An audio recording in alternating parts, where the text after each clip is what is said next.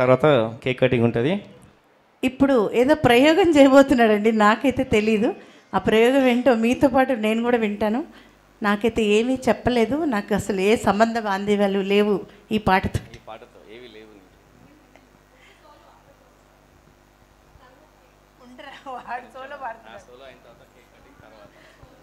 తర్వాత ఇస్తారు. Cake cutting అంటే వెళ్ళిపోయే వాళ్ళు ఉన్నారు కొంచెం. నవీన్ హరి ఏదో చక్కటి పాట సోలో వినిపించబోతున్నాడండి. తనే రాసుకొని తనే ట్యూన్ చేసుకున్నటువంటి ఈ చక్కటి పాట, సినిమా ట్యూన్నే తను చేసుకున్నాడు. మరి అది ఏం పాటో మీతో పాటు నేను కూడా వింటారు కదండి. కాకపోతే ఏంటంటే ఆ సాంగ్ పాడేటప్పుడు నా తల్లి నా పక్క కూర్చుంటే బాగుంటుందని. ఇక్కడ కూర్చో తల్లిను, అంటే అందరికీ తెలిసిన పాట అండి. పాట రొటీన్ కానీ కాకపోతే అక్షరాలు కొంచెం మార్చా అనమాట.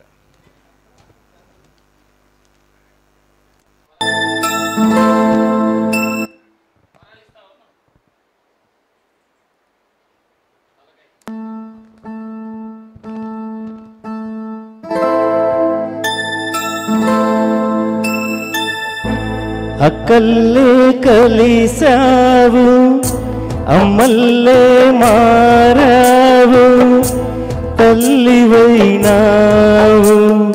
ఇంతమంది మనుషుల్లో నీ కొడుకునై పోయాను.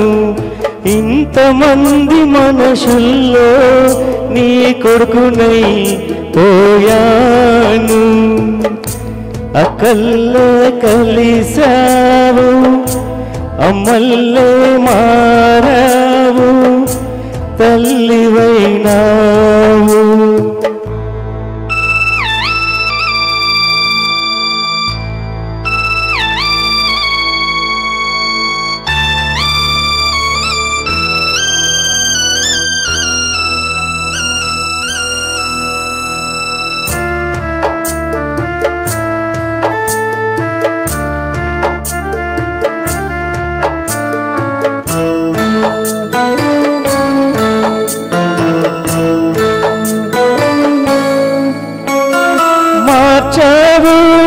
మనిషిలాగా నీ మాటలతో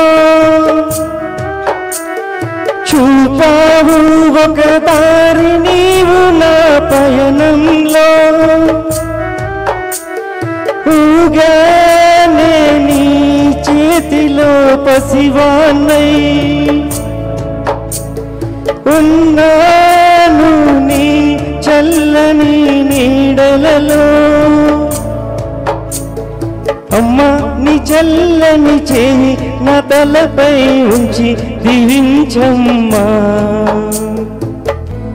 అక్కల్లే కలిసావు, అమ్మల్లే మారావు, తల్లివయ్యావు.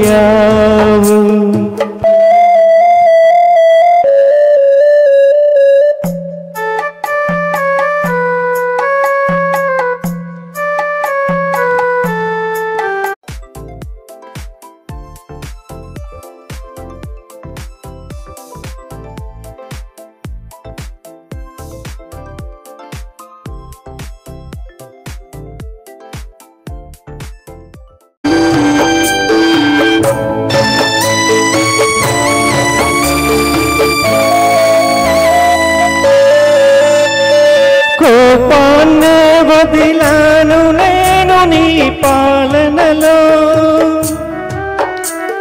ప్రేమంతా పెట్టావు నన్ను మార్చుటకై. అమ్మా నీ ప్రేమ పొందినే ధన్యుడనై. తల్లి జన్మంత నీకు నే రుణపడ్డా. అమ్మా ఈ జన్మంత నేను నీ తమ్ముడిలాగే కొడుకులా జీవిస్తా. అక్కల్లే కలిసావు, అమ్మల్లే మారావు, తల్లివయ్యావు.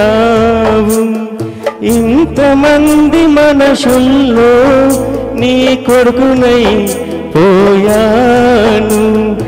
ఇంత ఇంతమంది మనసుల్లో నీ కొడుకునై పోయాను, అక్కల్లే కలిసావు, అమ్మల్లే మారావు, తల్లివైనావు.